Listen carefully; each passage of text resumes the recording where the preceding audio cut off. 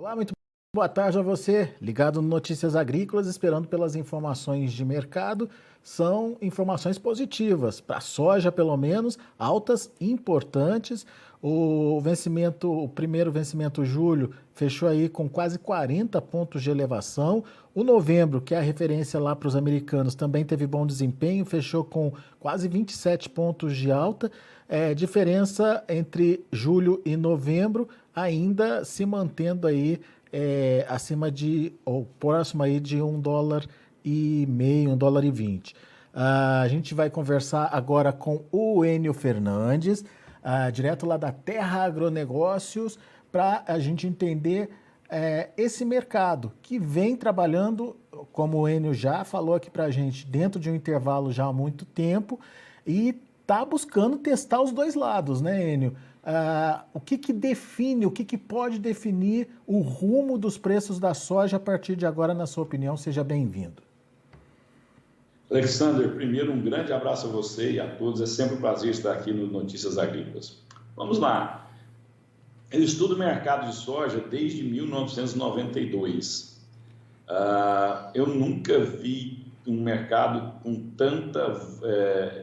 tantas peças na mesa a serem mexidas, né? Nós temos definição de área nos Estados Unidos, você tem clima, estoques baixos, você tem uma guerra que mexe muito com a oferta de fertilizantes e uma enxurrada de informações. Isso está trazendo muita volatilidade e insegurança. Quando eu falo insegurança, Alexander, estou falando não só para os produtores, para quem opera no mercado financeiro. Grandes traders, grandes companhias, grandes bancos, o grau de incerteza é muito alto, mas a gente tem alguns sinalizadores que a gente tem que olhar, né? Primeiro, a gente tem que lembrar que os nossos estoques de passagem aqui e nos Estados Unidos vão ser muito pequenos no caso da soja. Esse é um ponto, né? Já estão pequenos e nos Estados Unidos ainda a gente nem terminou de plantar a soja. Esse é um ponto. Segundo ponto é que agora que a gente nem terminou de plantar essa soja. Então, agora com o mercado climático, o weather market, que ele vai ganhar mais força agora, né? No desenvolvimento da soja, principalmente quando ela estiver pré-florando, florando, enchendo grão. Então, nós vamos ter muita volatilidade nos próximos 60 dias. Não se estranhe se um dia você tiver limite de alta, 2 dias depois você tiver 2 limites de baixa e depois você tiver limite de alta de novo. O mercado vai ser extremamente volátil nos próximos 60 dias em Chicago. O produtor e quem opera no mercado financeiro tem que estar preparado para isso. A segunda questão é o preço do petróleo. O preço do petróleo, ele, logicamente, quanto maior os preços do petróleo, maior a demanda por biocombustível e mais valorizados são esses biocombustíveis. E o petróleo também sinaliza como está a economia mundial, se ela vai crescer mais, se ela vai crescer menos. O petróleo é a rainha de todas as commodities, é a commodity mais negociada no mundo, é a principal fonte de energia no mundo, né? O mundo cresceu, precisa de energia. Então, isso vai ser um sinalizador extremamente importante para o produtor brasileiro tomar suas decisões. Importante também, e é um pouco mais chato, mais técnico, é a atuação do Federal Reserve. Eu acompanho vocês sempre, a gente sempre está escutando todo mundo para ver se a gente continua tentando entender esse agro, né? E eu não vejo pouca gente falar isso no mercado das commodities, né? O comportamento da taxa de juros dos Estados Unidos, ela mexe com todos os fatores econômicos do mundo, tanto com Dow Jones, Nasdaq, Ibovespa, ela mexe com tudo, commodities metálicas, commodities energéticas, e ela também mexe com soja e milho. Então, a velocidade que o Federal Reserve vai aumentar essas taxas de juros vai ser refletido nas cotações de commodities, isso é muito importante. E o último ponto, né? Já falamos de 3 e alguns complexos, e o último ponto é a área plantada norte-americana. Os dados do USDA apontam que os Estados Unidos vai plantar mais soja que milho. Essa é uma sinalização. Segunda sinalização, as vendas de fertilizantes nos Estados Unidos foram bem abaixo do ano anterior.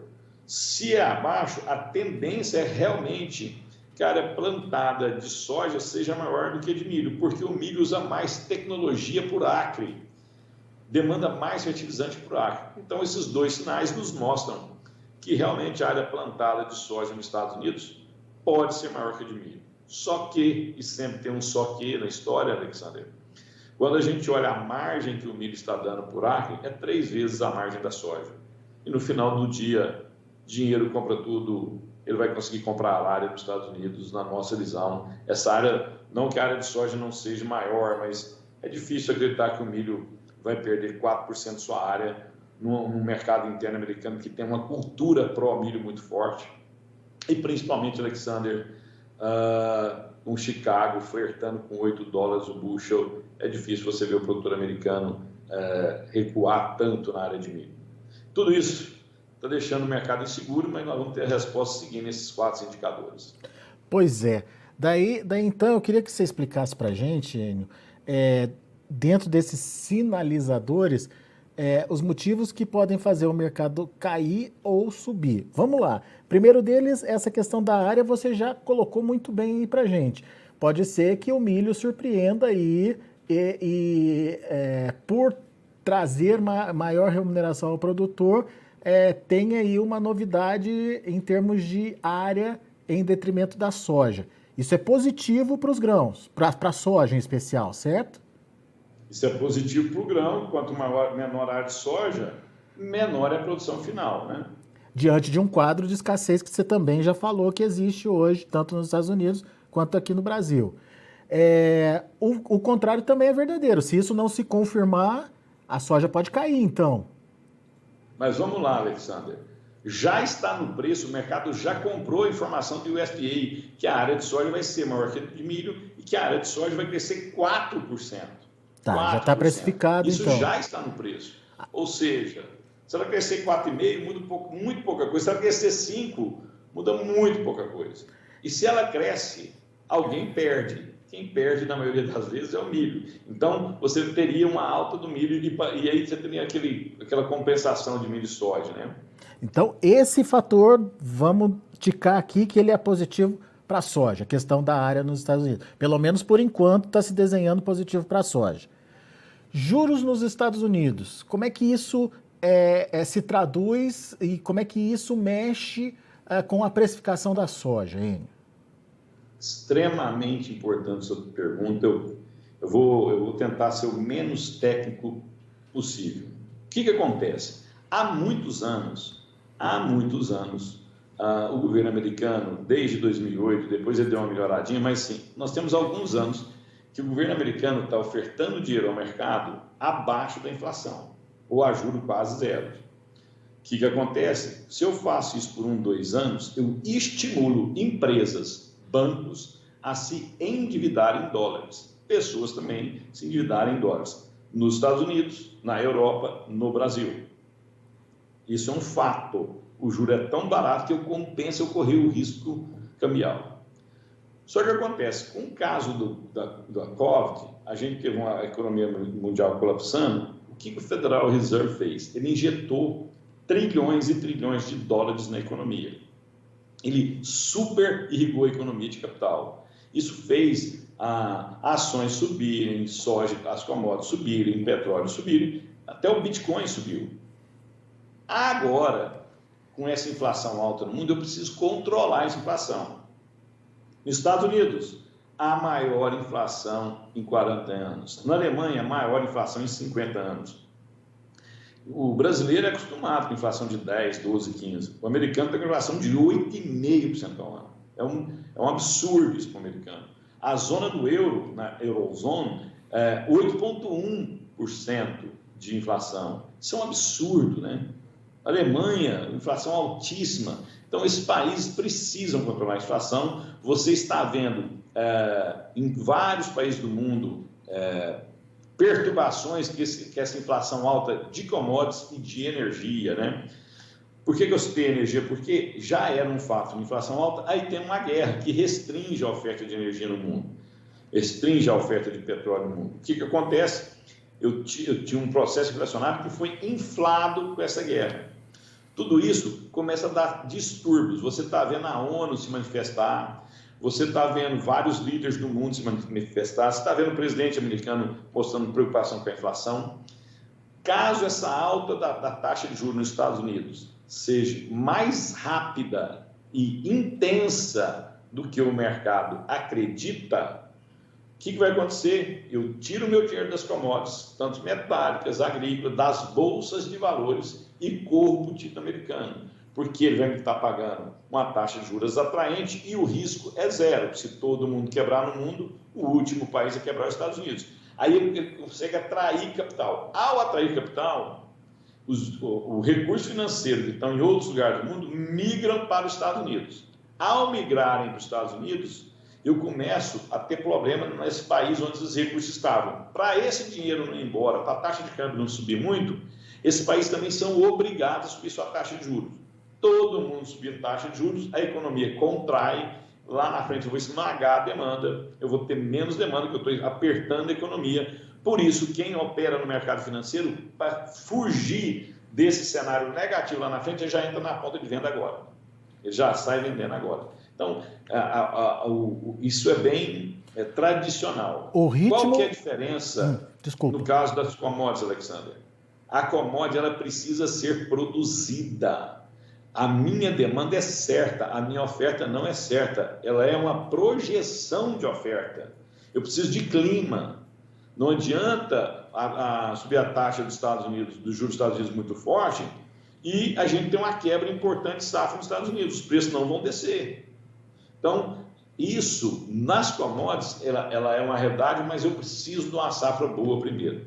Não sei se eu ficou aí claro, não sei se eu consegui ser transparente com vocês. A força de subida ou manutenção aí dos juros pode ser positivo ou negativo para a precificação da commodity. Por isso que ele é importante para a gente acompanhar. A velocidade, o ritmo. Isso, o ritmo, né?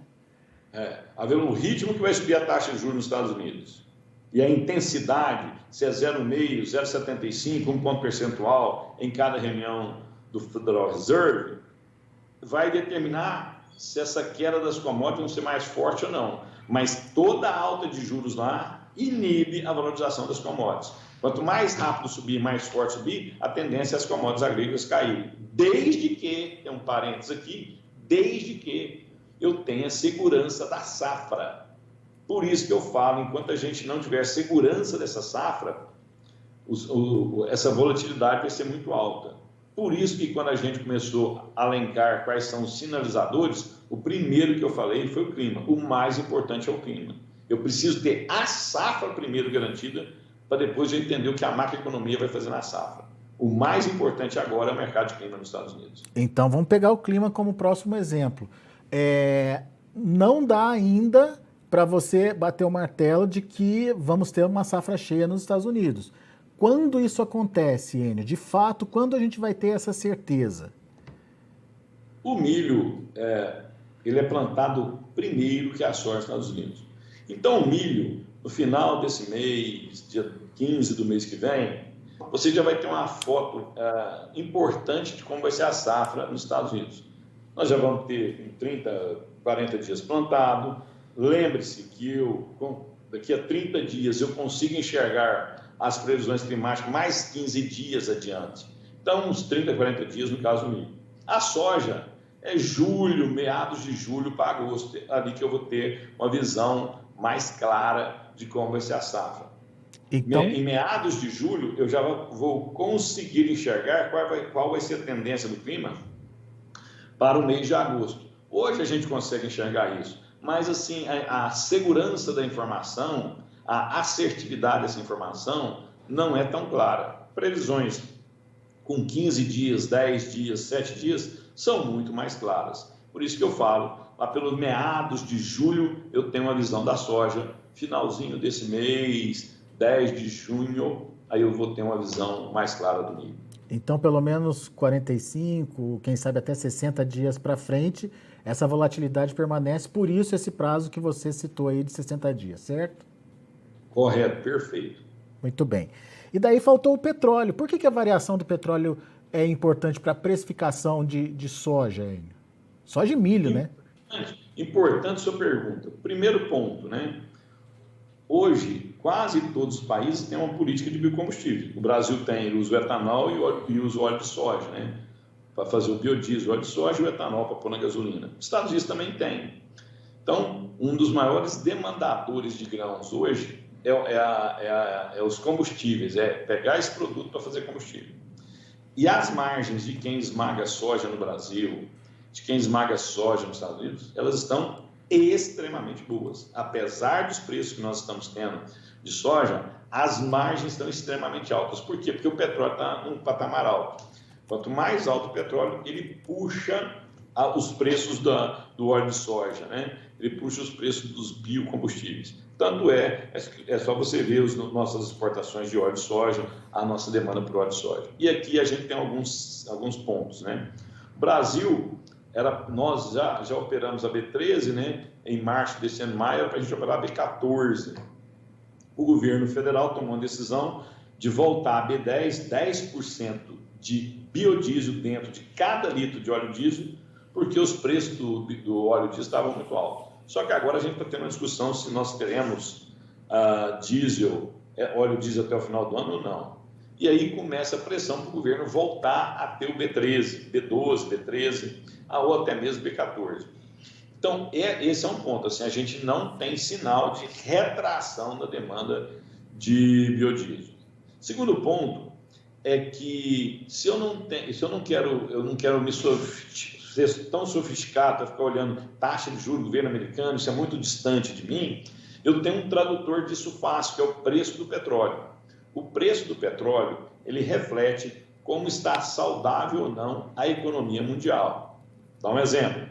Se nós temos a economia mundial crescendo, pujante, se desenvolvendo, a tendência é os preços do petróleo subirem. Se ele vai estar a 100, 50 ou 70 dólares, é uma questão de oferta e demanda, né?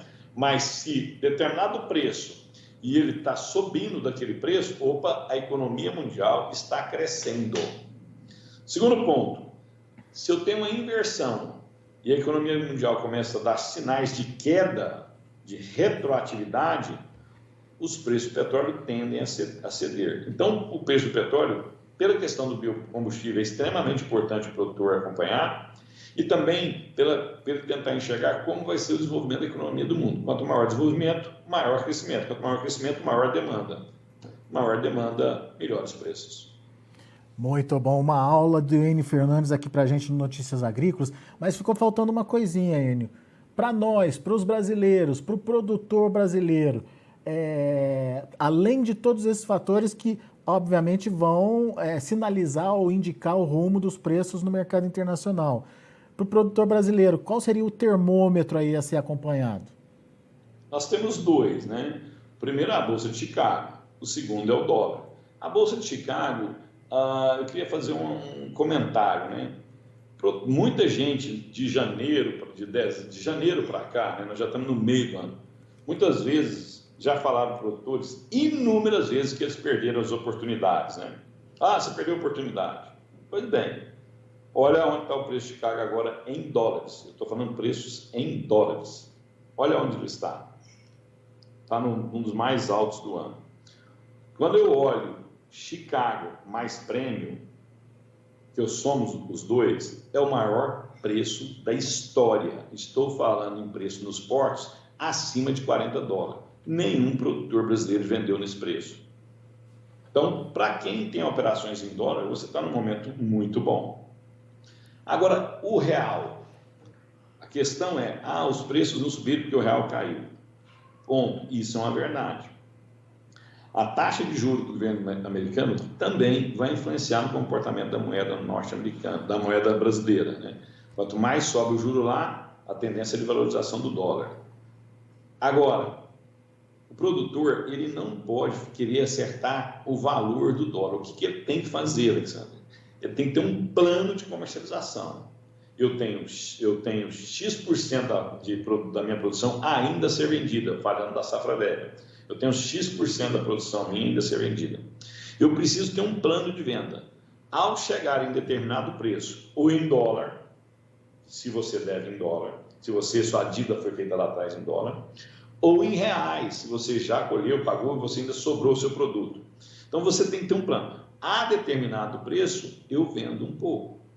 A outro preço, eu vendo mais. Você tem que ter uma meta de comercialização. Essa meta, Alexandre, esse plano, ele não é engessado. O mercado muda, você vai se adaptando. Mas se eu não tenho plano nenhum, eu nunca vendo, porque eu nunca sei o que é bom.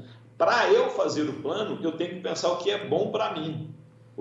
Quais são os preços que me remuneram, que atraem minha venda. Então, se ele fizer isso, esse planejamento de venda, distribuir isso em 2, 3, 4 preços, ele vai ter pelo menos um direcionamento aonde ele quer chegar. A não ter isso, 170 é ruim, 160 é ruim, 200 é ruim, porque se alguém compra 200, essa pessoa só está comprando porque ela acha que vai a 210, 220.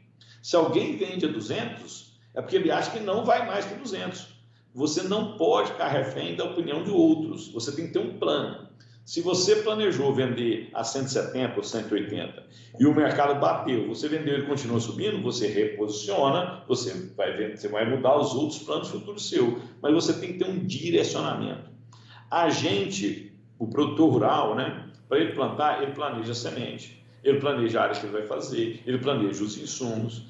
Quando ele planta, ele planeja o que ele vai fazer semana que vem, na outra, ele planeja os tratos culturais. Você tem que planejar a sua comercialização.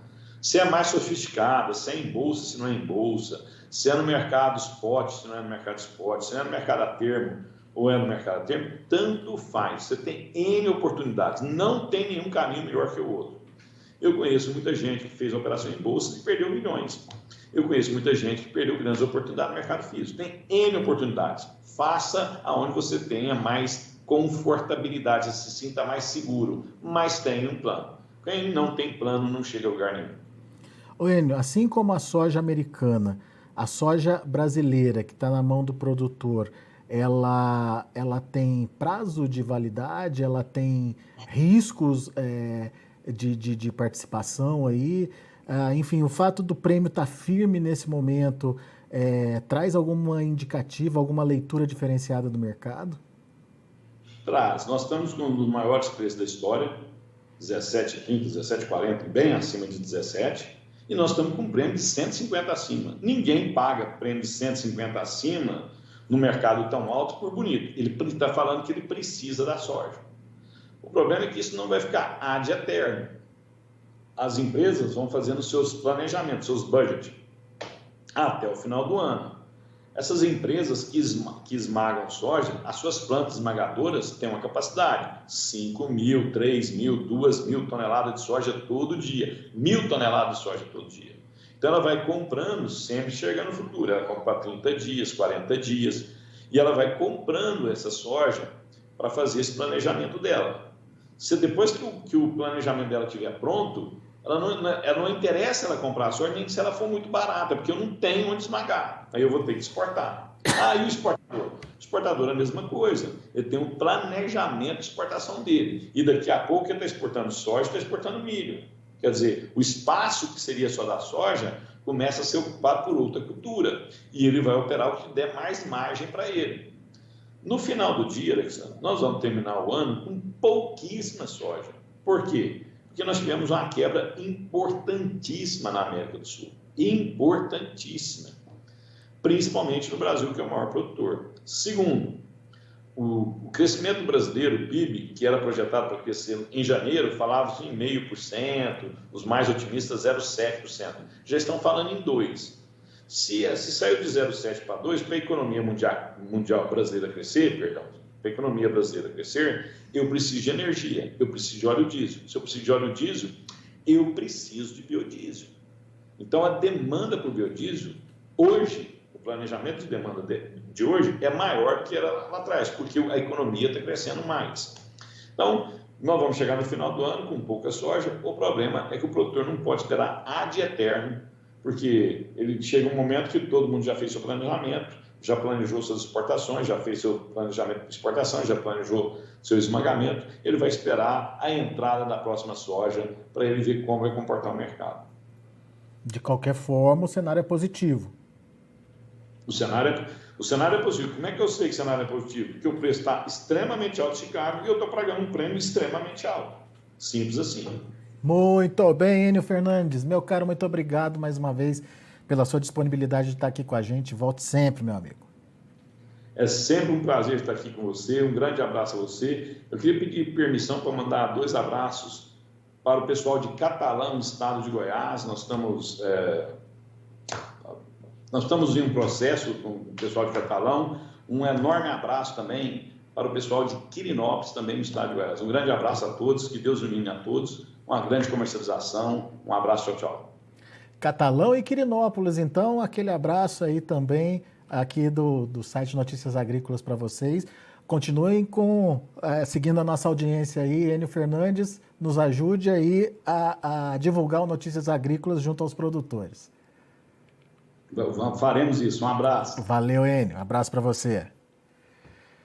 Muito bom, tá aí, Enio Fernandes, uma aula completa aí, todos os motivos, todas as motivações, todas as sinalizações, os fundamentos que a gente precisa acompanhar de perto, os fundamentos que a gente tem que ter no radar, enfim, tudo esclarecido nessa entrevista fantástica aí do Enio Fernandes.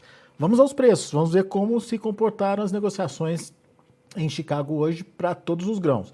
Primeiro a soja, para julho $17,29 por bushel, 39 pontos de alta. Agosto, $16,58 por bushel, 33 pontos mais 75 de elevação. Setembro, $15,80 por bushel, 30 pontos mais 25 de alta. Novembro, $15,41 por bushel, 26 pontos e meio de elevação. Vamos lá para o milho. Para julho, $7,30 por bushel. Julho não conseguiu reverter, acabou encerrando ali com queda de 1 ponto. Mas setembro já subiu 1 ponto, $7,04 por bushel. Dezembro, $6,94, 2 pontos mais 75 de alta. Mesma alta para março de 23, que fechou aí a $6,99 por bushel.